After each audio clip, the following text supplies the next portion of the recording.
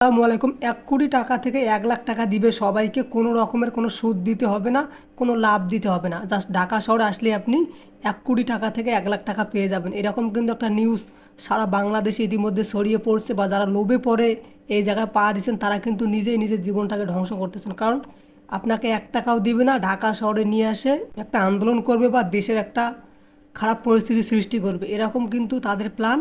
তো আপনারা সবাই সাবধান থাকবেন। এরপর যদি কেউ আপনাদেরকে টাকার লোভ দেয় যে আপনাদেরকে ১,০০,০০,০০০ টাকা দেবো, ১,০০,০০০ টাকা দেবো, তাহলে কিন্তু আপনি কখনো এই কাজগুলো করবেন না। দেখেন, যারা আসছে এই মানুষগুলো গ্রাম থেকে চলেছে ঢাকায় টাকা নেওয়ার জন্য, মানে ১,০০,০০,০০০ টাকা নেওয়ার জন্য।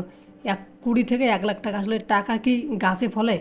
হ্যাঁ, হাজার হাজার মানুষ ঢাকা শহরে আছে টাকার লোভে। তো টাকার লোভ বাঙালির যে এত বেশি, এটা কিন্তু মানে চরম মাত্রায়। কারণ সারা বাংলাদেশের মানুষ ঢাকা শহরে চলে এসেছে, কেউ কেউ চেনে না, কেউ কেউ জানে না, শুধুমাত্র তার নাম জানে, এইটুকুই। এর জন্য ঢাকা শহরে চলে এসেছে। দেখেন, রাত থেকে মানে ভোর রাত থেকে সকাল পর্যন্ত এখনও মানুষ আসতেছে ঢাকা শহরে ১,০০,০০,০০০ টাকার জন্য। আপনাদের যদি এরকম কেউ লোভ দেয় বা প্রলোভন দেয়, তাহলে কখনোই আপনারা এটাকে গ্রহণ করবেন না, বরঞ্চ ওই মানুষটাকে ধরে আইনের হাতে তুলে দেবেন।